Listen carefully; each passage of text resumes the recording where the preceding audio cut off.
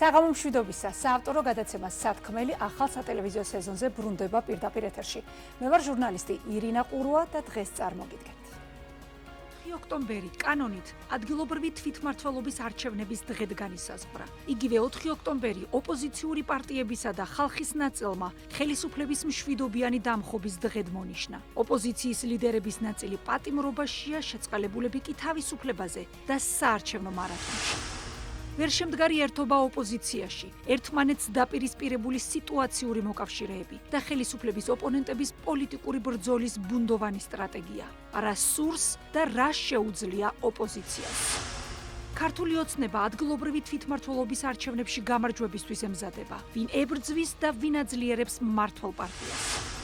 ოფიციალური თბილისი დასავლეთთან ურთიერთობის გადატვირთვას არ ჩქარობს. ევროპული დიპლომატიის ტონი კი დღითიდღე მკაცრდება.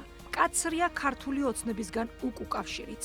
როგორი იქნება უვიზო მიმოსვლისა და ევროინტეგრაციის პერსპექტივა საქართველოსთვის. საქართველოსა და მის ფარგლებს გარეთ მიმდინარე ყველაზე აქტუალური პროცესების ანალიზი გადაცემაში სათქმელი ირინა ყურუასთან ერთად. საქართველო წინა საარჩევნო რეჟიმშია. 2 კვირაში 4 ოქტომბერს ქვეყანაში მერებს და საკრებულოების წევრებს აირჩევენ. ამ პროცესში ოპოზიციის ნაწილია ჩართული. ლელო და გახარია საქართველოსთვის შეთანხმებული კანდიდატებით გამოდიან. ბოიკოტის რეჟიმში რჩება 8 პოლიტიკური პარტია. თავისუფლების მოედანი, გირჩი მეტი თავისუფლება, დროა, ერთიანი ნაციონალური მოძრაობა, ახალი, სტრატეგია აღმაშენებელი, ფედერალისტები და ევროპული საქართველო. მათი გამარჯვების ფორმულაა სრული არ თანამშრომლობა ქართულ ოცნებასთან. პატიმრობაში რჩება რამდენიმე ლიდერი ოპოზიციიდან, შეწყალებულები კი უკვე საარჩევნო მარათონში მონაწილეობენ. პატიმრების რიგებს რამდენიმე დღის წინ ელენე ხოშტარია შეუერთდა. იგი კახა კალაძის ბანერზე 14 სექტემბერს გაკეთებული წარწერის გამო 15-ში დააკავეს. 16 სექტემბერს მან უარი თქვა დაცვის უფლების გამოყენებაზე და სასამართლოში გამოცხადებაზე. 17 სექტემბერს მოსამართლე არსენ კალატოზიშვილმა მას სახაზინო ადვოკატი დაუნიშნა, რომელთან შეხვედრაზე ხოშტარიამ უარი განაცხადა. ამავე დღეს მოსამართლემ პოლიტიკოს 5,000 ლარიანი გირაო შეუფარდა საპატიმრო უზრუნველყოფით. გირაოს გადახდის ვადად 20 დღე განისაზღვრა. ელენე ხოშტარიამ გირაოს გადახდაზე უარი თქვა და თანხის დაფარვა სხვებსაც აუკრძალა. მნიშვნელოვანია ის ფაქტი, რომ ამ ეტაპზე პატიმრობაში იმყოფება კოალიცია ცვლილებებისთვის ყველა ლიდერი. პატიმრობაში იმყოფება მზია ამაღლობელიც, მას 2 წლით პატიმრობა აქვს მისჭილი. მედია მენეჯერს ბრალი წარდგენილი ჰქონდა სისხლის სამართლის კოდექსის 353 პრიმა მუხლით, რაც გულისხმობს პოლიციელზე თავდასხმას და ითვალისწინებს თავისუფლების 4-დან 7 წლამდე აღკვეთას. მოსამართლე ნინო სახელაშვილმა ეს მუხლი გადააკვალიფიცირა შედარებით მსუბუქი 353 მუხლის პირველი ნაწილით, რაც გულისხმობს წინააღმდეგობას, მუქარას ან ძალადობას საზოგადოებრივი წესრიგის დამცველის მიმართ და ისჯება ჯარიმით ან თავისუფლების შეზღუდვით ვადით 3 წლამდე, ან და თავისუფლების აღკვეთით ვადით 2-დან 5 წლამდე. ბათუმელებისა და ნეტგაზეთის დამფუძნებელს, მედია მენეჯერს, მზია ამაღლობელს მე რა თქმა უნდა სოლიდარობას უცხადებ. ქვეყანაში სამოქალაქო პროტესტი არ წყდება, ცვალებადია მასშტაბები, ფორმები, ინტენსივობა, თუმცა ხელისუფლებისადმი კრიტიკულად განწყობილი ადამიანები თბილისში, ბათუმში და სხვა ქალაქებში საპროტესტო აქციებზე ყოველ დღე იკრიბებიან. ისინი აქციებზე ან აქციებთან კავშირში დაპატიმრებულ პირებს სინდისის პატიმრებს უწოდებენ და მათ გათავისუფლებას მოითხოვენ. აქტივისტების ნაწილს პატიმრობა უკვე მისჭილი აქვს. ხელისუფლებაში აცხადებენ, რომ დანაშაულისადმი ლოიალური მიდგომები დასრულდა და ყველა დამნაშავე მკაცრად აგებს პასუხს. დაპატიმრებულია თავდაცვის ყოფილი მინისტრი ჯუანშერ ბურჭულაძე. ბრალდებები ასეთია: სამსახურებრივი უფლებამოსილების ბოროტად გამოყენება და უკანონო შემოსავლის ლეგალიზაცია, რასაც თან ახლდა განსაკუთრებით დიდი ოდენობით შემოსავლის მიღება. მანამდე ივლისში სუსმა მისი გარემოცვის წევრებიც დააკავა. ჯუანშერ ბურჭულაძე ირაკლი ღარიბაშვილის კადრად მოიაზრებოდა, ამიტომ ახლა აქტუალურია კითხვა: ხომ არ ემუქრება დაპატიმრება თავად ირაკლი ღარიბაშვილს? საქართველოსთან დაკავშირებით მიმდინარე პროცესების კონტექსტი რომ გავაფართოვოთ, საინტერესოა, რომ ქართული დიპლომატიური პასპორტების მფლობელებს უვიზო მიმოსვლა ჩეხეთმაც გაუუქმა.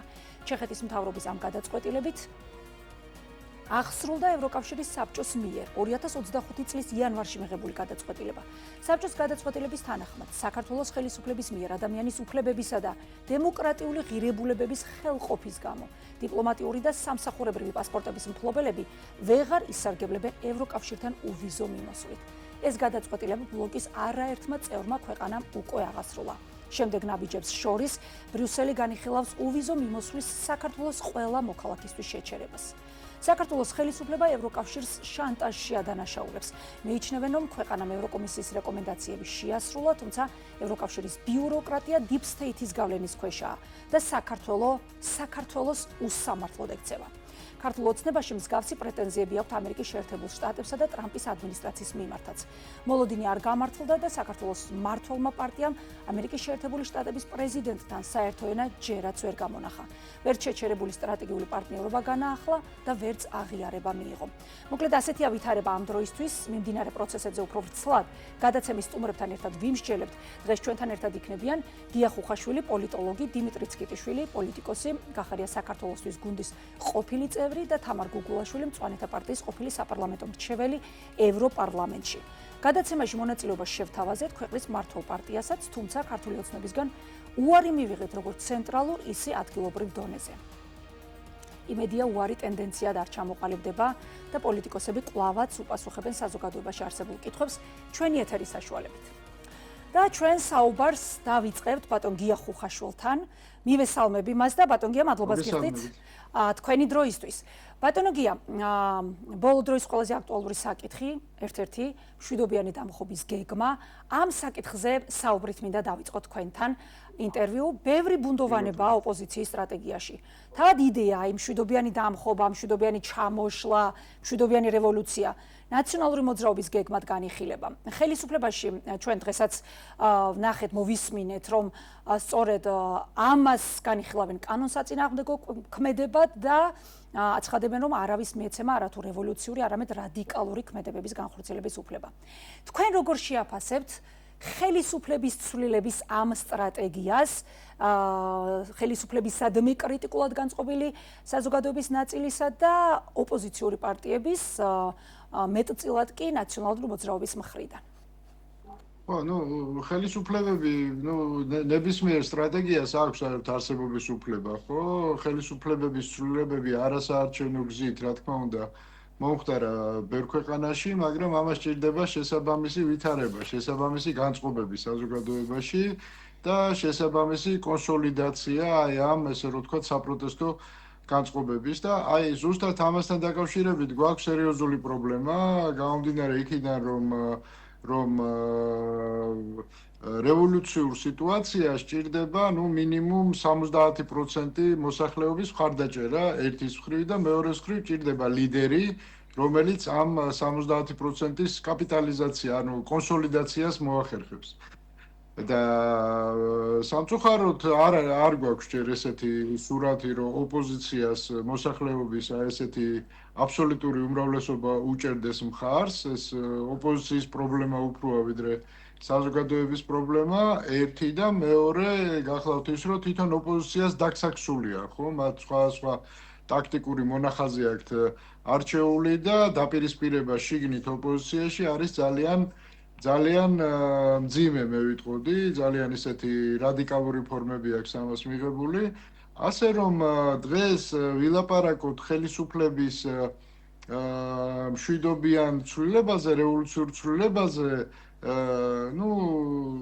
ჩემის აზრით არ არის თლად დამაჯერებელი ეს რიტორიკა, მით უმეტეს რომ ის, ვინც ამ ტაქტიკაზე საუბრობს, ხო? და მის ესე რომ ვთქვათ შესაფუთად რა გარკვეულ ოქსიმორონს იყენებს, ხო? მშვიდობიანი დამხობა ეს სიტყვათა წყობა არის, ესე რომ ვთქვათ წინააღმდეგობრივი თავისთავად დამხობას საერთოდ შესაძლებელია ასეთი რამ, ბატონო გია, იცნობს ისტორია ასეთ ფენომენს. გაუგებარი სიტყვათა წყობაა საერთოდ, ხო? მშვიდობიანი ცვლილება მესმის რევოლუცია კი ბატონო, ესეც გასაგებია, ხო? რევოლუციაზე შეიძლება ვიღაცა მილაპარაკოს, მაგრამ მშვიდობა და დამხობა თავისთავად ისეთი აგრესიული, ნეგატიური კონოტაციის მატარებელი ესე რომ ვთქვათ სიტყვა და მშვიდობიანი პირიქით პოზიტიური და ეხლა ამათი შეთანხმება არის შეუძლებელი, მაგრამ ეს ნაციონალური მოძრაობის ბუნებაა ესეთი, მათ ერთის მხრივ ესე რომ ვთქვათ მაგარი ბიჭის როლი უნდა ითამაშონ და მეორეს მხრივ ცხრის ესე რომ ვთქვათ კრავის ისიც ტყავიც უნდათ მოირგონ, ხო და ესე არ გამოდის, ან ერთი უნდა გააკეთო და ან ერთზე უნდა ილაპარაკო, ან მეორეს.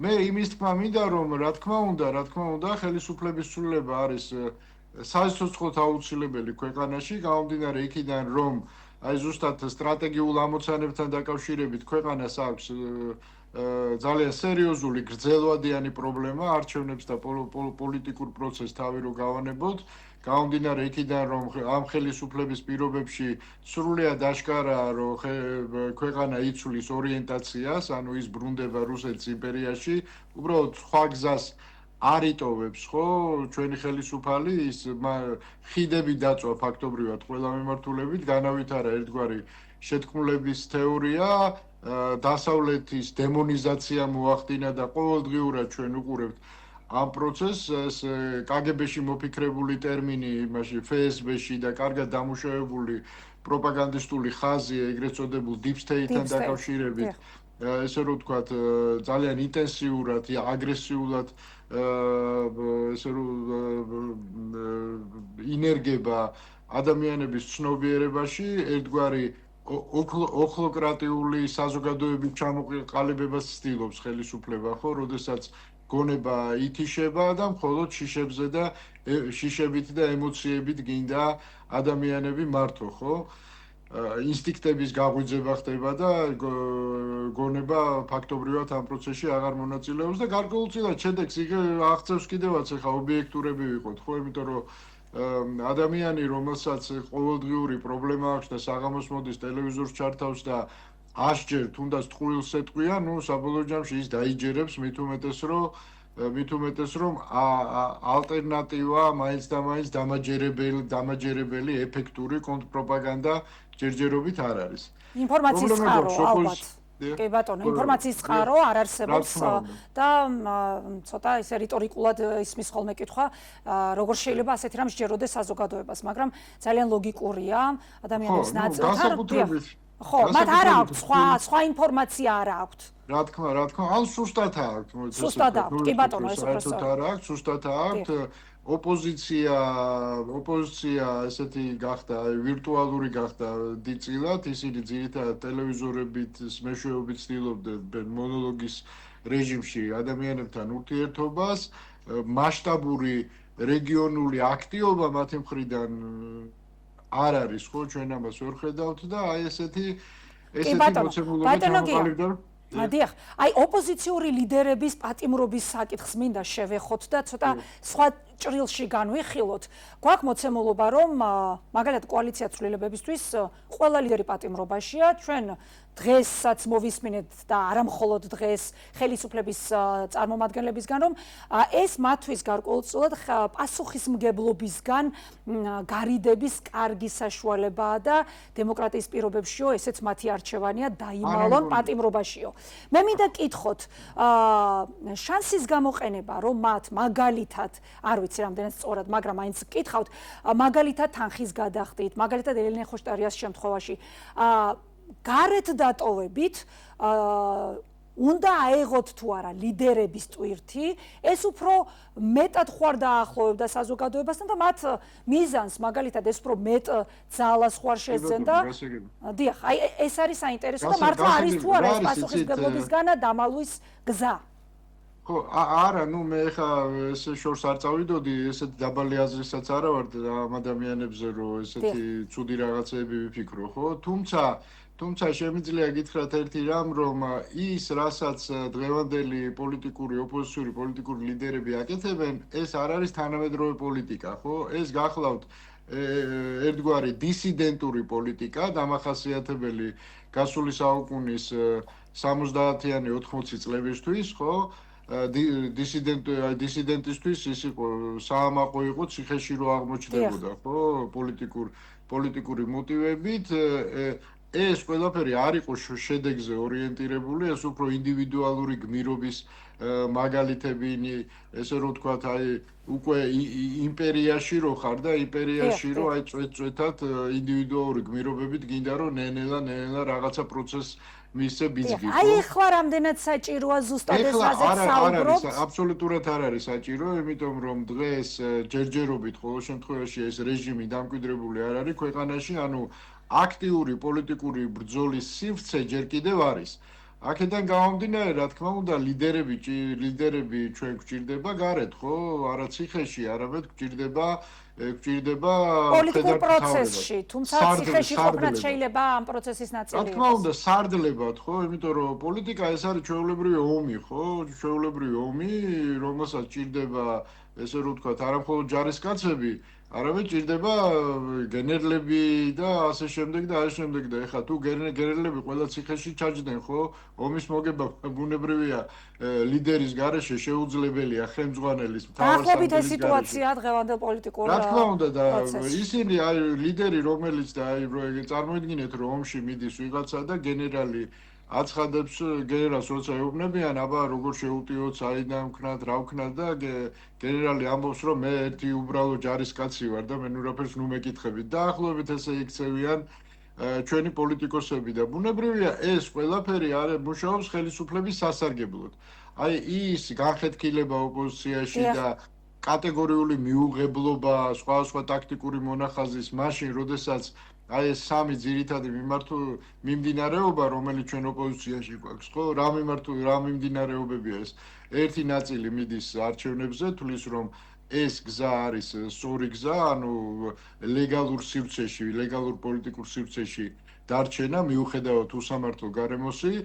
მეორე ეს არის ესე რომ ვთქვათ აი ეს მშვიდობიანი დამხობის გზა რომ 4 ოქტომბერს რატომ დაამტყვიეს თუ ესე მაგრები იყვნენ მაინც და მაინც არჩევნების დღეს რატო დაამტყვიეს ეს გაუგებარია ხო ეს გზა რომ დილას უნდა დაიწყონ 4-ში და საღამოს უნდა დაამთავრონ როგორ თვითონაც არიციან ბუნებრივია მაგრამ ნუ მაინც ამაზე ფეხებს აბაკუნებენ რასაც ქვია და მესამე გზა ეს არის პერმანენტული ბოიკოტი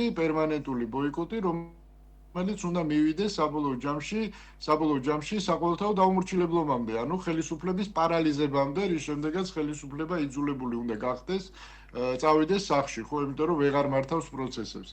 სამივე გზა თეორიულად სამივე გზას აქვს, ესე რომ ვთქვათ, რაღაცა სამივე გზაში არის ლოგიკა, მაგრამ საქმე იმაში გახლავთ, რომ რესურსები ისეაც მწირია. როდესაც ეს სამი გზა ერთმანეთს ეჯახება, ბუნებრივია ეს სამივე სუსტდება, ცალ-ცალკე არც ერთ გზას არ აქვს პერსპექტივა. შესაბამისად, პოლიტიკური კულტურიდან გამომდინარე, პოლიტიკური აზრიდან გამომდინარე, ისინი განწირულები არიან, თუ შედეგი უნდათ და უბრალოდ ესე რომ ვთქვათ, პრანჭო არ უნდათ პოლიტიკაში, ხო? შედეგზე ორიენტაცია უნდათ, ისინი უნდა შეერთდნენ. ეხლა არის ამ გაერთიანებაზე რაიმე სისტემური წინააღმდეგობა, ჩემი აზრით არ არსებობს. რატომ? იმიტომ რომ ეს ვინ რა გზით მიდის, რა ტაქტიკური მონახაზით მიდის, ერთია, მაგრამ თავარ თემებში, ანუ სტრატეგიულ თემებში, ისინი მათ შორის წინააღმდეგობა არ არის. ისინი ყველა ერთ აზზე არიან და ეს არის სამი ძირითადი აქვთ, მაგრამ ეხლა ისინი მაინც ერთმანეთს ასუსტებენ, ასე გამოდის, არა ბატონ გია? რა თქმა უნდა, ანუ უფრო ემოციები შემოდის რაღაც მორალური პედესტალიდან ვიღაცა ჭკუას ასწავლის ყველას და რო ეკითხები რომ კი ბატონო გავიგერო მშვიდობიანი დამხობა გინდა, მაგრამ როგორ აკეთებ, სადაგ აქვს ამის რესურსები, ხო? ხო, აი ამ კითხვაზე როგორ პასუხი არ არის ტოტალურად. ამ კითხვაზე პასუხი არ არის და მეცაც გეტყვით, კითხვას როსვა უკვე ამაზე გიბრაზდებიან, რომ როგორ ბედავდა ამ კითხვას მედიას უბრაზდებიან, კი ბატონო. ბატონო, ამ კონტექსტში აუცილებლად მინდა გკითხოთ, რომ აი მაგალითად ის პოლიტიკური პარტიები ოპოზიციიდან, ვინც მონაწილეობს არჩევნებში, საზოგადოებას ეუბნებიან, რომ თუ თქვენ არ მიხვალთ საარჩევნო უბნებზე და არ ჩაერთვებით ამ პროცესში, ამით აძლიერებთ ქართულ ოცნებას. არის ამაში ლოგიკა და აი რა ლოგიკა ესე გავხსნათ? რა თქმა უნდა არის, ხო, რა თქმა უნდა არის.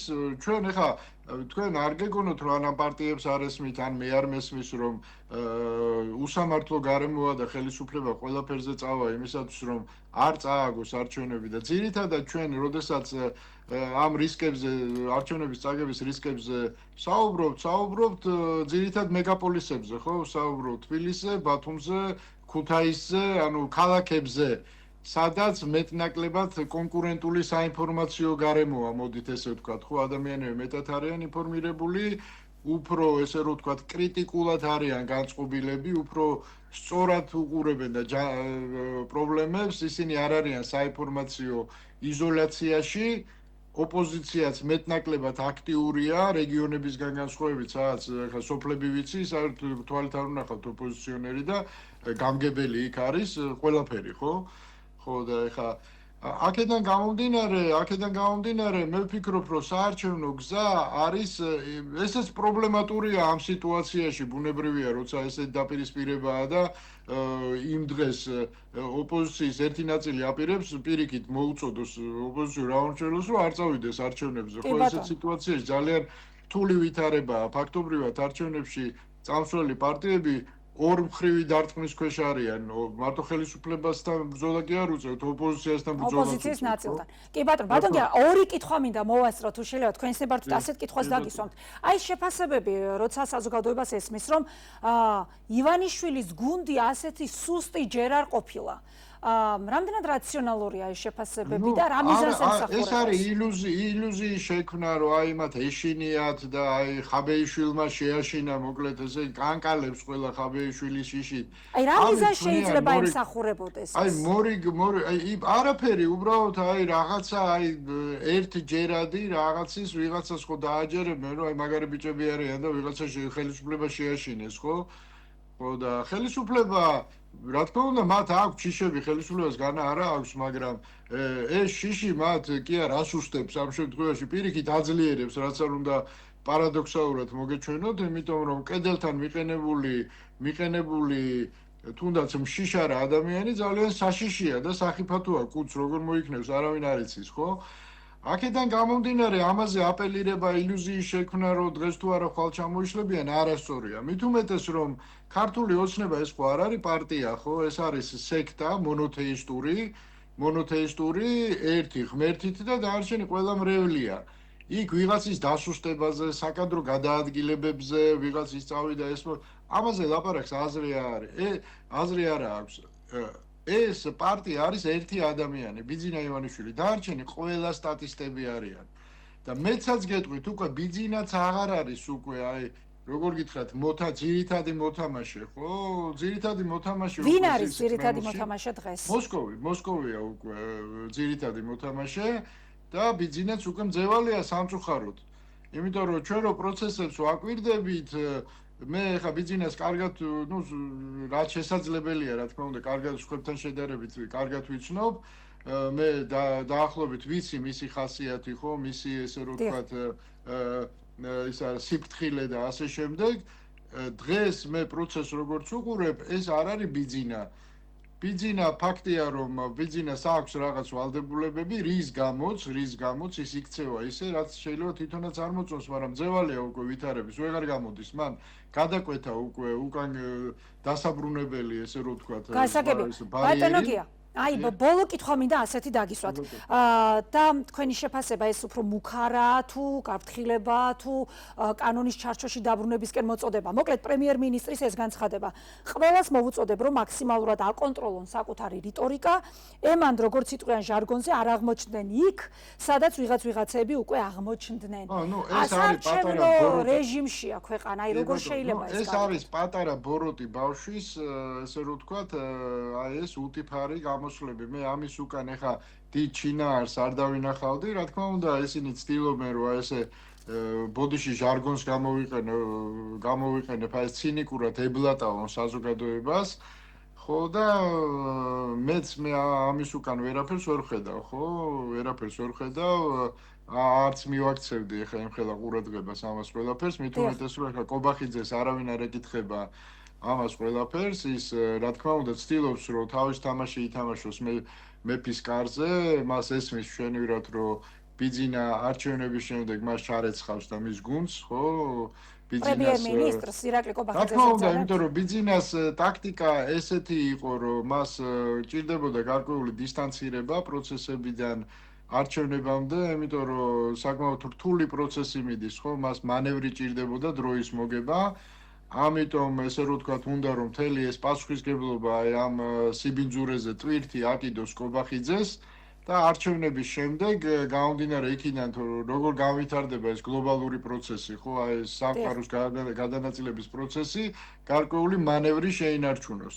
ეხლა წარმატებული იქნება კობახიძე თუ წარუმატებელი, მას მაინც ჩარეცხავს ყველა შემთხვევაში, ეს იცის კობახიძემ და გარკვეულ კონტრთამაშს ცდილობს. რომ ბიზნეს ირგვლივ მიწა დაწვას, ანუ ყველა დაუჭიროს ირგვლივ რა, რომ აღარავინ აღარ დაუტოვოს, ხო? ყველა შეავიწროს. ეს ბოროტი ბავშვია, ნიჭიერი ბავშვია სხვა შორის, ნიჭიერად თამაშობს ამას ყველაფერს. იმიტომ რომ იმასაც სხვა გზა არ აქვს. ხო ერთადერთი მისი შანსია რომ ბიზნეს მის გარდა მემკვიდრე არ დაუტოვოს. აი ბრაზილიურ სერიალებში რო არის ბოროტი შვილები რო არიან და მამის ერთადერთ მემკვიდრედ რო უნდა დარჩენა და ძმებზე და დებზე ცუდ რაღაცებს უყვებიან რომ საინტერესო იქნებოდა რა თქმა უნდა პასუხები ქართული ოცნებიდან, მაგრამ ძმები და დები ფულს პარავენ, ეგერ ბიზნესებს გინგრევენ ისინი და უნდა რომ ეს ყველა ჩამოაშოროს მამიკოს და ერთ-ერთი მემკვიდრე დარჩეს. კობახიძის ესე რომ ვთქვათ მოქმედებები ამაზე მეტყველებს, მაგრამ ბიძინამ ეს ხო იცის. ანუ აი ესეთი ესე რომ ვთქვათ ესეთ სერიალს მადლობა ბატონგია, ძალიან საინტერესოდ ვითარდება გარკვეულწილად ესე პროგნოზირებადიც მთლად არ გამოდის ეს პროცესები და თავარია მშვიდობიანად ჩაიაროს ყველაფერმა. მადლობა თქვენი დროისთვის, მადლობა რომ ჩაგვერთეთ გადაცემაში. მაყურებელს ვეთყვი რომ მართლა ძალიან საინტერესო იქნება თუნდაც გამოხმაურება და იმ კითხვაზე პასუხები, რაც საზოგადოებაში არსებობს ქართული ოცნების მხრიდან, მაგრამ ჩვენ არ გვაქვს საშუალება ვინაიდან მათ დღევანდელ გადაცემაში მონაწილეობაზე უარი გითხრეს. ჩვენ ვესაუბრებოდით ბატონ გია ხუხაშვილს, პოლიტოლოგი პასუხობდა ჩვენს შეკითხვებს. ეხლა ჩვენ გვაქვს საშუალება დიპლომატი, პოლიტიკოსი, გახარია საქართველოსთვის გუნდის ყოფილი წევრი ჩავრთოთ ბატონი დიმიტრი წკიტიშვილი უკვე არის ჩვენთან ხაზზე. ბატონო დიმიტრი, საღამო მშვიდობისა, მადლობას გიხდით, რომ გვითმობთ დროს და მონაწილეობთ გადაცემაში. საღამშვიდობის მოგესალმებით, მიესალმები მაყურებელს. ბატონ დიმიტრი, თქვენ ერთ-ერთ ინტერვიუში ბრძანეთ, რომ ოპოზიციის არჩევნებში მონაწილეობა, მაშინ, როდესაც პარტიებმა შეთანხმებას ვერ მიაღწიეს, არ მოემსახურება ქვეყნის დემოკრატიულ კალაპოტში დაბრუნებას.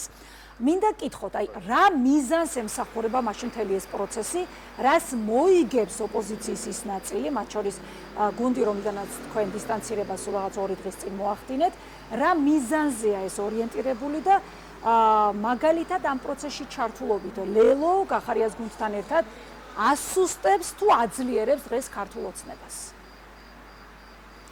ესე იგი, რა მიზანი აქვს, ალბათ მათ უნდა კითხოთ, იმიტომ რომ მათი მიზანის კომენტირება არ არის ალბათ ჩემი საქმე, მე უბრალოდ შემიძლია შევაფასო ის მოცემულობა, რომელშიც დღეს არის პოლიტიკური სპექტრი ამ არჩევნებთან დაკავშირებით. აქ ძალიან მნიშვნელოვანია, რომ ხაზი გაუსვათ, რომ ეს არ არის ჩემი კრიტიკა, რომელიმე ერთ ფლანგს არ მიემართება, არამედ ყველას მიემართება, იმიტომ რომ ფლანგი, ესე ვთქვათ, ოპოზიციური სპექტრის ფრაგმენტაცია დაყოფა რამდენიმე ჯგუფად და ესეთი ფორმით ბრძოლა, მე ვფიქრობ, რომ განწირულია წარუმატებლობისთვის. ისევე როგორც არჩევნებში მონაწილეობა ვერ მოიტანს რამე კონკრეტულ ხელშესახებ შედეგს ხელისუფლების ან რეჟიმის დასუსტებისა და ცვლილების მიმართულებით და ეს ცალსახაა და ეს ყველა მიცის რომ ეს არითმეტიკულად და დათვლადია რომ ხმები არ იქნება საკმარისი იმისთვის რომ დაამარცხონ რომელიმე ქალაქში თუნდაც ქართული ოცნება ასევე ბოიკოტი თავისთავად ვერ შედგება იმიტომ რომ როდესაც ორი მსხვილი პარტია მონაწილეობს არჩევნებში ბუნებრივია რომ საყოველთაო ბოიკოტი უკვე გამორიცხულია თავისთავად და რაც უნდა მოინდომოს 8 პარტიამ ეს მაინც აღარ შედგება და 4 ოქტომბერს კიდევ არ ვიცი რამდენად შესაძლებელია რომ მართლაც რაღაცა მშვიდობიანი რევოლუცია მოხდეს ამის წინასწარ მზადება და წინასწარ რესურსებს ვერ ხედავ და გამოდის რომ პრაქტიკულად ეს სამივე მიმართულება დიდწილად შეიძლება იყოს განწერული წარუმატებლობისთვის და აი აქ არის ჩემი კრიტიკა და ერთადერთი ჩვენ შეგვიძლია ვივარაუდოთ რომ თუ აი ესეთი ძლიერი მონსტრი ასე ვთქვათ რეჟიმი რომელიც ასე ვთქვათ იკავებს ძალაუფლების ყველა შტოს და ცდილობს რომ შეინარჩუნოს ძალაუფლება ყველაფრის ფასად შესაძლებელია დამარცხეთ მაშინ როდესაც პოლიტიკური ძალებს შორის მინიმუმ კოორდინაცია იქნება იმისთვის რომ ერთიანად ერთობლივი ან ერთი სტრატეგიით შეუტიო და მაგის შემთხვევაში არის შესაძლებელი მათი თუ არა დამარცხება მნიშვნელოვნად დასუსტება მაგრამ ამ ვითარებაში რა თქმა უნდა ქართული ოცნება ამ ეტაპზე დიდი ზიანის გარეშე ალბათ ნაკლები ზიანის გარეშე გამოვა ჩვენ რასაც ხედავთ მათ იმდენად გამოწვევად აღარ თვლიან ამ არჩევნებს და ამ არჩევნებთან დაკავშირებულ პროცესებს, რომ ისინი სრულად არიან გადართულები თავისი შიდა პოლიტიკური ბრძოლებისა და შიდა პოლიტიკური გადანაწილებებზე და მოიცალეს, ასე ვთქვათ, იმ ბრძოლისთვის, რომლისთვისაც ზოგადად რეჟიმები ვერ იცვლიან, როდესაც მათ სერიოზული ოპონენტები და წინააღმდეგობას უწევენ, ვთქვათ, იგივე ოპოზიციური პარტიები. აქ ოპოზიციის სისუსტეა მთავარი ფაქტორი, ბატონ დიმიტრი. დრამატული არჩევნები არ შეიძლება განვიხილოთ, როგორც რიგითი ესე ვთქვათ, ინსტიტუციური დემოკრატიის ნაბიჯი. ეს არის ძალიან ფუნდამენტური საკითხი, ამ ფუნდამენტურ საკითხზე ფუნდამენტური გადაწყვეტილებები არის და ღირებულებები, ასე სტრატეგიული გადაწყვეტილებები იყო მისაღები და არა ტაქტიკური, რომელსაც ჩვენ ვაკვირდებით. კი ბატონო, ასეთი რამ მინდა გკითხოთ 4 ოქტომბრის ფაქტორი და მოლოდინები, თქვენ ახლა გარკვეულწილად ამაზე ისაუბრეთ, მაგრამ როდესაც ხელისუფლების წარმომადგენლები აფრთხილებენ, მოდით ასე ვთქვათ, აფრთხილებენ ადამიანებს, რომ არათუ რევოლუციური, არამედ ნებისმიერი რადიკალური ქმედება იქნება აღკვეთილი. რა ტიპის მოქმედებებისკენ უხსნის ხელფეხს ქართულ ოცნებას ეს მშვიდობიანი დამხობის ჰიპოთეზა და აი რა რისკებს ხედავთ ამ პროცესში და ყველაზე მთავარი ალბათ ვინ უნდა აიღოს პასუხისმგებლობა განვითარებულ პროცესებს. იცით ძალიან მიჭირს გითხრათ ზოგადად რა იქნება 4 ოქტომბერს, იმიტომ რომ კიდევ ერთხელ, როდესაც მშვიდობიანი რევოლუციები ან მასიური პროტესტები მზადდება ხოლმე, იმას რაღაცა წინა სამზადისი აქვს ხოლმე და მე არ ვიცი რამდენად ეს სამზადისი მიმდინარეობს, რამდენად ამისთვის მზად არის ვინმე, მე არ წარმომიდგენე უბრალოდ, მე იმას ვაკვირდები, რასაც მხოლოდ ტელევიზორით ხედავ და მედიით, ეს არ არის ნამდვილად საკმარისი. მე ვის ვიცი და გრძნობ ამას ჩემს ყოველდღიურ ცხოვრებაში და ზოგადად პოლიტიკურ ველზეც, რომ პროტესტი საზოგადოებაში არის, მაგრამ რამდენად ეს პროტესტი მიმართული იქნება და ვინმე გეგმავს ან რამე ფორმით არის დაგეგმილი მშვიდობიანი რევოლუცია, მე მართალი გითხრა არ ვიცი, არ მგონია და ამის ასე ვთქვათ რესურსებს და ამის შესაბამის ინფრასტრუქტურას მე ვერ ხედავ. ამიტომ მე მართალი გითხრა ამ ეტაპზე უყურებ ესე, რომ 4 ოქტომბერი იქნება ასე ვთქვათ ერთ-ერთი ეტაპობრივი საპროტესტო აქცია, რომელზეც ალბათ დიდი ალბათობით ძალიან ბევრი ხალხი მოვა და მეც მათ შორის ამ პროტესტის მონაწილე ვარ, ასე ვთქვათ, მისი პირველი დღიდან და ვიქნები 4-შიც, მაგრამ ჩვენ უნდა მოვემზადოთ იმისთვის მორალურადაც და ორგანიზაციულადაც, რომ 4 ოქტომბრის მერე იქნება ახალი რეალობა. ეს ახალი რეალობა არ ნიშნავს, რომ აუცილებლად უკეთესი იქნება ჩვენთვის,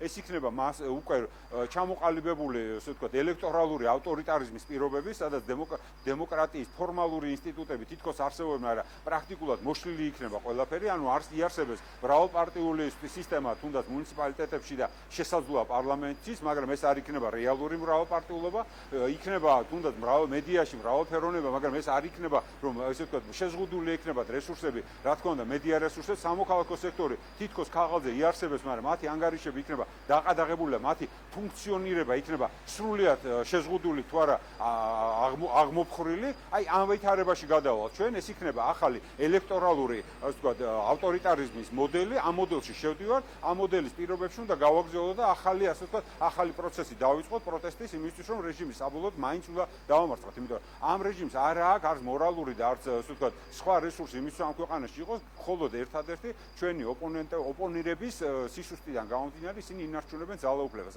არც ქვეყნის შიგნით, არც ქვეყნის გარეთ არსებული მდგომარეობა თითქოს ამის საფუძველს არ იძლევა, მაგრამ ჯერჯერობით ისინი ინარჩუნებენ ჩვენი შეცდომების გამო. ბატონ დიმიტრი, საინტერესოა ახლა როლი იმ ოპოზიციური პარტიებისა, რომლებიც რჩებიან ხო საარჩევნო პროცესში. ლოგიკა ასეთია, რომ ამ არჩევნების შემდეგ ადგილობრივი თვითმმართველობის ორგანოებში ჩვენ ვნახავთ ხო მრავალპარტიულობას, იმიტომ რომ მოსალოდნელია იქ რაღაცა რაოდენობის ხმები აიღონ ხელისუფლების ოპონენტმა და მოწინააღმდეგე პარტიებმა.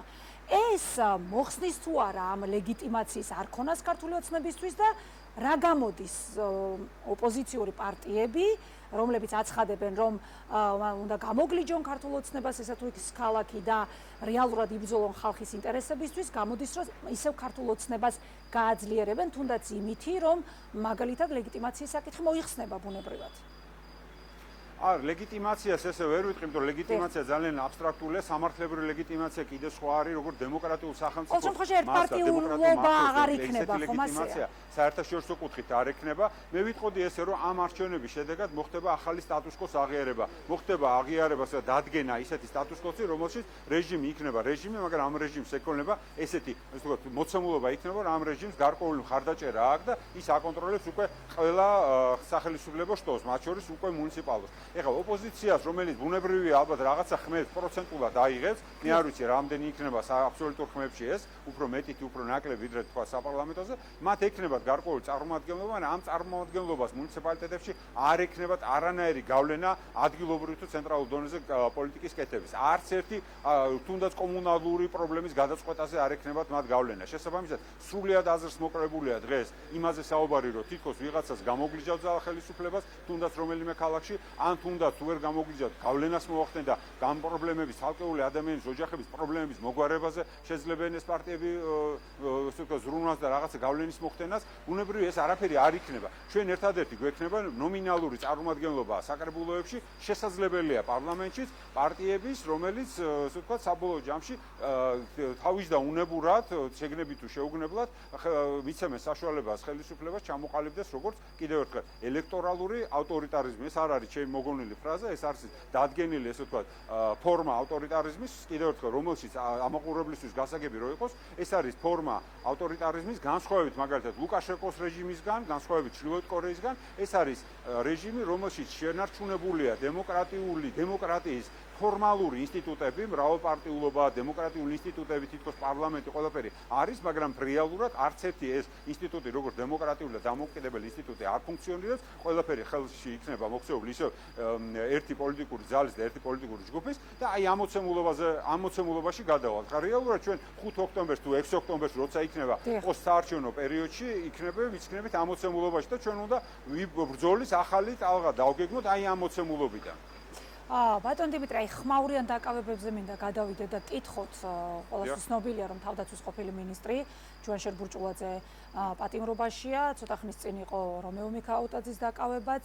მოკლედ და ხელისუფლების განცხადება, რომ მათ ლოიალური დამოკიდებულება დანაშაულისა და დამნაშავეებისადმი წარსულში დატოვეს, შეცვალეს ეს მიდგომა და გაამკაცრეს. როდესაც მედია და არასამთავრობო ორგანიზაციები მაგალითად კორუფციულ სქემებზე, სამოხელეო გადაცდომებზე საუბრობდა, მაშინ მიემართებოდათ ამ განცხადებების ავტორებს წნეხი და რაღაც რისხვაც, ხო, გარკვეულწილად.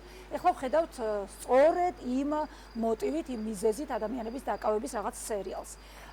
საინტერესოა, აი რაში დასჭირდა, რას აჩვენებს ახლა ხელისუფლება ამ პროცესით და წინა საარჩევნოდ, აი რაზე შეიძლება იყოს გათვლილი, რას იგებს ამით ხელისუფლება? ეს არის ნდობის ზოგადად რა პროცესს უყურებთ მოკლედ ამით?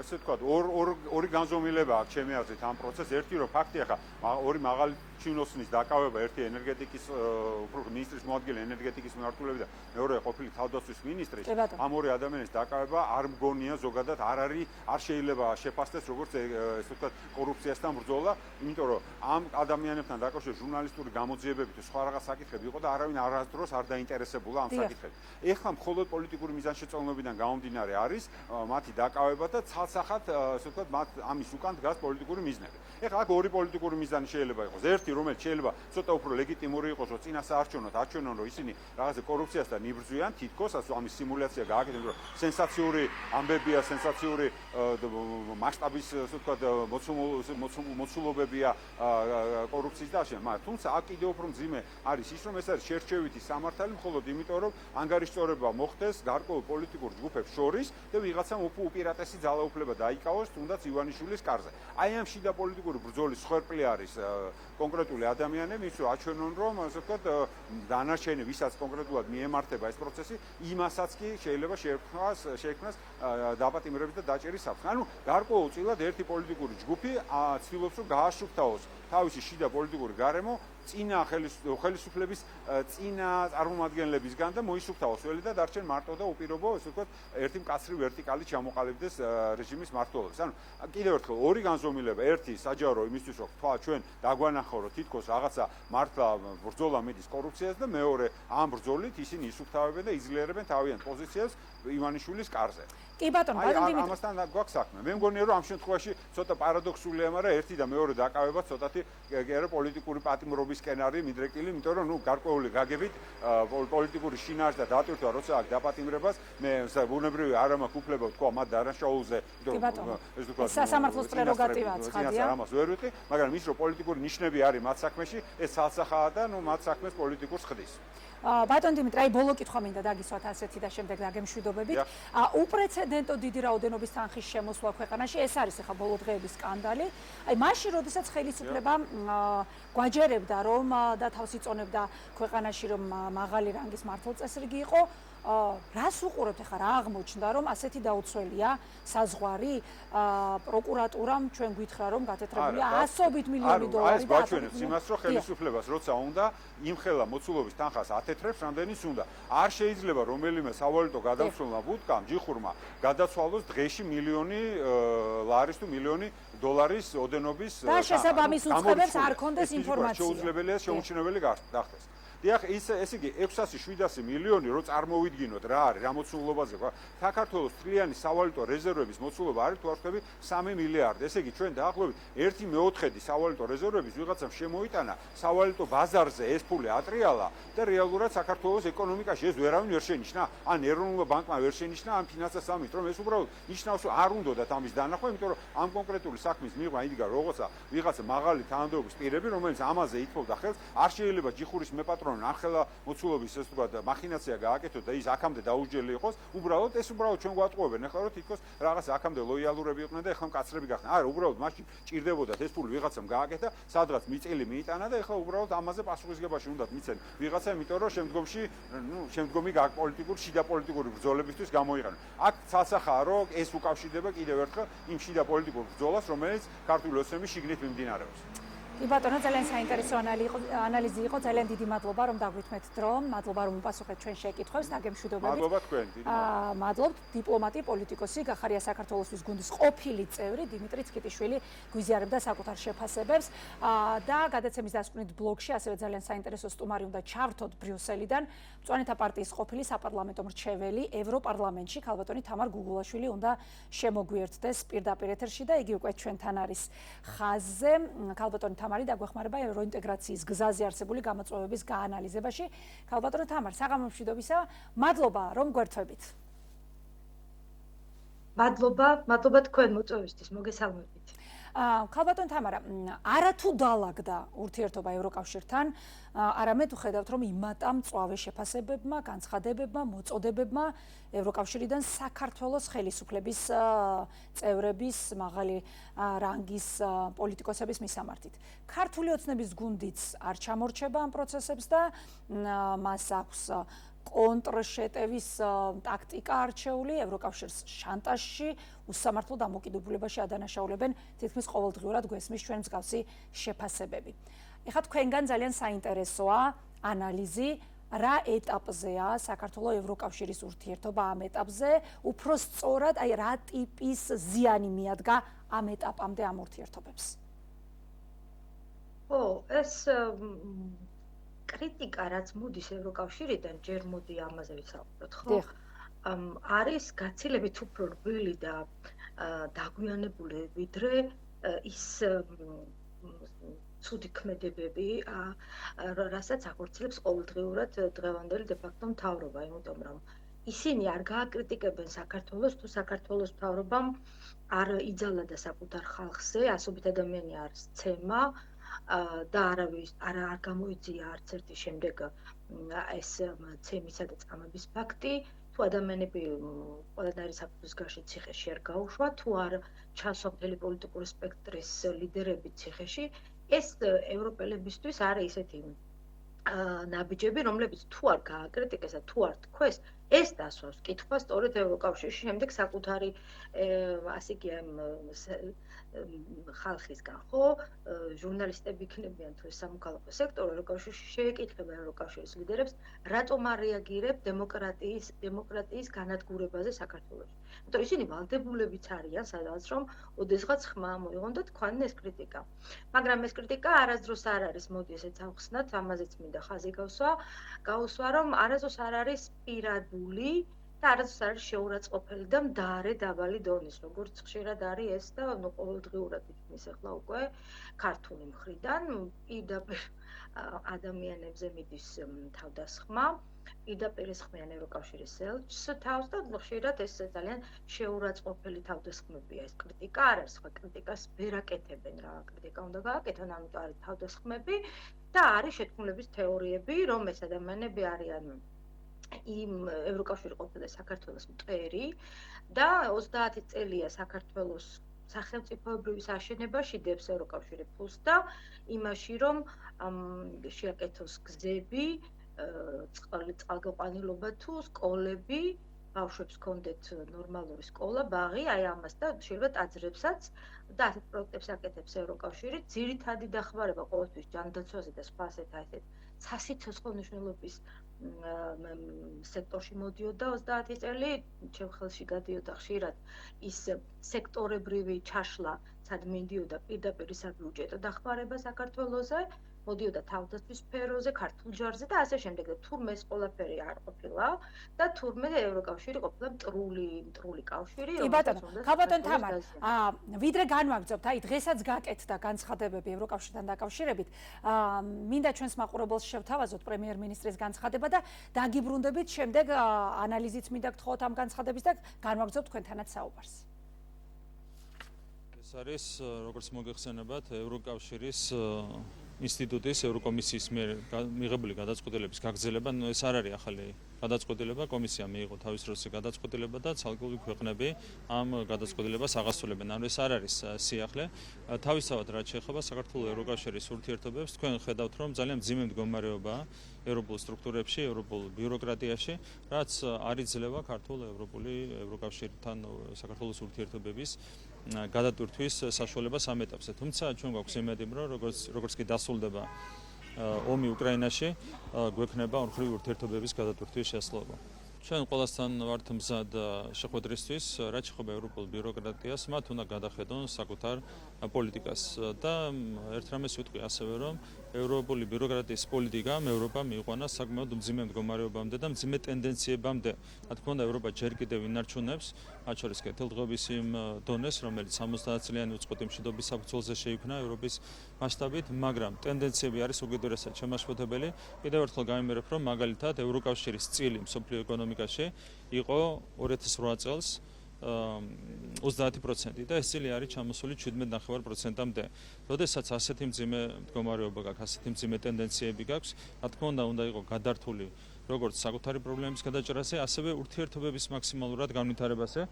თუმცა ამ ფონზე ვხედავთ, რომ ისინი არათუ ურთიერთობების თანამშრომლობის განვითარებას ცდილობენ, არამედ ისინი პირიქით ცდილობენ, რომ ხელოვნურად ჩაჭრან კავშირები ისეთ ქვეყანასთან, მაგალითად, როგორც არის საქართველო. ეს არ შედის ევროკავშირის ობიექტურ ინტერესებში და აქედანაც ჩანს, რომ ევროპული ბიუროკრატია თავიდან ბოლომდე იმართება გარე ძალების კარნახით და არა ევროპის საზოგადოების ინტერესების კარნახით. აი ამასთან დაკავშირებით მინდა გკითხოთ, აი ლოგიკას რაში ხედავთ, გარე ძალების მიერ იმართებიანო, იქ საუბარი იყო ბიუროკრატიაზე და საქართველოსადმი არაჯეროვან დამოკიდებულებაზე. სად უნდა ვეძებოთ ამ განცხადებების საფუძველი, ქალბატონ თამარ? დიახ, ეს მოსკოვში ცალსახად, იმიტომ რომ ეს არის შეთქმულების თეორია, რომელიც მოსკოვიდან ისმის და რომელსაც ავითარებს დღეს საქართველოს პრემიერ-მინისტრი, ეგრეთ წოდებული, იმიტომ რომ ცდილობს, რომ ქართულ ხალხს დაუხატოს თითქოს ევროკავშირში. ევროკავშირი ყოფილა ტოტალიტარული კავშირი, სადაც ხალხებს რაღაცებს ახორენ თავზე და ის ხალხის მიერ არჩეული მთავრობები და ის ხალხის მიერ არჩეული დეპუტატები, ევროდეპუტატები, ევროკავშირი ეს არის, აი ეს ახსნათ ჯერო. ევროკავშირი არის 27 ქვეყნის დემოკრატიულად არჩეული მთავრობებისა და პირდაპირ არჩევნების წესით არჩეული პარლამენტარების ერთობა. ხო და აი ეს ხალხი ყოფილა თურმე ვიღაცა გარე ძალების მიერ წაფიძგებული, რომ ევროკავშირი ჩამოამხონ და აასუსტონ ეკონომიკა შეუცირონ და მიუთითებს ჭკუას ასწავლის, რომ თქვენ საქმეს მიხედეთ, თქვენ ეკონომიკას ჩვენ საქმეში ნოერებით, თქვენ დაგვანებეთო ჩვენი ხალხი, ჩვენ კარგად ჩავსვათ დიქტატურაში და იმას მიგაუფრთხილდით თქვენ საქმეებს შიგნით და ნუ გვეხებით. აქეთ უბიძგებენ იმაზეც, რომ ქართული მხარე, რომ რაც შეიძლება მალე გაუქმდეს უვიზო რეჟიმით საქართველოსთვის, ევროპამ თავის საქმეს მიხედოს და მათ კარგად მოახერხონ ქართული ხალხის იზოლაცია განვითარებული ცივილური სამყაროსგან და კარგად გადააქციონ ისინი რუსეთის უკანაეზოდ, როგორც ქვეყანა, საქართველოს და ქართველები კიდე რუსი ოლიგარქების ან მოკრიმინალო ელემენტების მსახურები რესტორნებში, ხო? აი ეს ამას თხოვენ ევროკავშირს, ეს არის მესიჯი, რაც მან გააგზავნა და ასევე რა თქმა უნდა იმას რომ ამბობს რომ ევროკომისიამ გადაწყვიტა უკვე ჩვენთვის ეს დიპლომატიური პასპორტების შეჩერება, პასპორტებისთვის ვიზების აღება, რატო გადაწყვიტა, იმას არ ამბობს, ხო? ეს იმიტომ რომ ეს გამოწვეული იყო მისი მთავრობის ნაბიჯებით. მათ ის ამბობს რომ არ უნდა რომ დაელაპარაკონ ევროპელები და არ ელაპარაკებიან, მაგრამ არ ამბობს რომ ეს სწორი იტყუება, იმიტომ რომ მას ევროპელები წელიწადნახევარი 2 წელს თხოვენ რომ მიუხედავად ყველა იმ წამებების, ხალხის მასიური რეპრესიების, ქუჩაში დარბევების, მაინც მაგალითად ევროკომისიის წარმომადგენელი კომისარი მარტაკოსი, რომელიც გაფართოების კომისარია, ბოლო წუთამდე იმეორებდა, რომ მოწამოდით დიალოგზე, ვესაუბრეთ, შემოდით კონტაქტში. ანუ ეს რაღაც დიქოტომია, რაღაც თუ მოусმეთ ევროპელებს, მიხვდებით რამდენად განსხვავებულ სრულ სიცრუეს ისმის ქართველი ხალხი ყოველდღიურად ქართული მხრისგან, იმიტომ რომ ესე არ არის. პირიქით ევროპელები შეიძლება ვთქვათ, გაცილებით უფრო რბილად იყვნენ განწყობილები ამ რეჟიმისადმი და არიან, ვიდრე იმსახურებს ეს რეჟიმი უბრალოდ და ქალბატონ თამარ ახერხებენ წარმოაჩინონ ეს რუსული ნარატივის ფორმით. და ხელისუფლების წარმომადგენლები პირიქით ყოველდღიურ რეჟიმში საზოგადოებას ეუბნებიან, რომ რეკომენდაციები პირნათლად არის შესრულებული და ამიტომაც ისინი ცდილობენ საზოგადოება დააჯერონ იმაში, რომ სწორედ ამიტომ არის უსამართლო დამოკიდებულება საქართველოს მიმართ. არის კიდევ ერთი საკითხი. ევროპიდან საქართველოში აი რადიკალიზმის წახალისებაზე საუბრები გვესმის, ეს არ არის პირველი შემთხვევა. აი თქვენ გაქვთ შესაძლებლობა ევროპის შუაგულიდან ადევნოთ თვალი პროცესებს. რა შეგიძლიათ გითხრათ? აი ვინ არიან ეს ძალები, არსებობენ თუ არა? ვიზე შეიძლება საუბრობდეს დღეს ხელისუფლება, როდესაც საქართველოში რადიკალიზმის წახალისებაზე საუბრობს და ამბობს, რომ არასამთავრობო ორგანიზაციების ნაწილი, პოლიტიკოსების ნაწილი იმართებიან მათგან და სწორედ მიზანი არის რადიკალიზმის გაღვივება ქვეყანაში. ხო, ну ეს თვითონვე ამბობენ, მე ვიცი, როცა усმენ ხოლმე ამბობენ, რომ ჯერ კიდევ ეს საქართველოში ბაზირებული ელჩები ყოფილან რადიკალები, ევროკავშირის სხვადასხვა ქვეყნების და თვითონ ევროკავშირის ელჩიც, რომელიც თურმე რადიკალობას, რადიკალებს საქართველოში მხარს უჭერს და რა თქმა უნდა, აქედან მე დასკვნა გამომაქვს, რომ კობაღიძის და მისი მთავრობისთვის რადიკალია მთლიანად ევროპა, იმიტომ რომ ეს ადამიანები წარმოადგენენ ევროპას, ხო და გამოდის რომ ევროკავშირიც რადიკალურია და მისი ყველა სტრუქტურებიც.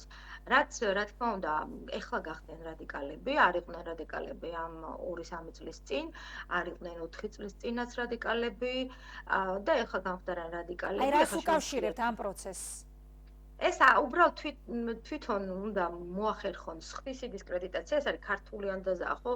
ჩემი შენ მითხარი, აი ეს პრინციპი არის, რაც თვითონ არიან იმას აბრალებენ იმ ხარეს, რომლისგანაც ელოდებიან უკვე მიიღეს გარკვეული სანქცირება, უკვე მიიღეს, ხო, ძალიან გსტკივათ ეს, ეხლა ჩვენ კი გვეუბნებიან ყოველდღიურ რეჟიმში, რომ ნუ ჩამოვა ეს საქართველოში გაფართოების მინისტრი, ეგ არაფერი უფრო კაია, არაუშავს თუ ვიზა გვჭირდება, ეგ არაფერია, მაგრამ ეს ყველაფერი მაინც ძალიან სტკივათ, იმიტომ რომ გარწმუნებთ პირადად მე თვითონ ვესწრებოდი ხშირად ძალიან შემთხვევით დამინახია ქართველი უმაღლესი დონის წარმომადგენლები, როგორც დაასდევდნენ ევროპელებს კორიდორებში სხვადასხვა ინსტიტუციის და ვერ იჭერდნენ, უფრო არ უჩერდებოდათ არავინ. ანუ უკვე კარგა ხანია ამ ადამიანებს დაეკარგათ იმედი, რომ ევროპელებთან იმ მოცემულობაში, როგორც თვითონ იქცევიან საქართველოში, რამეს დაალაგებენ.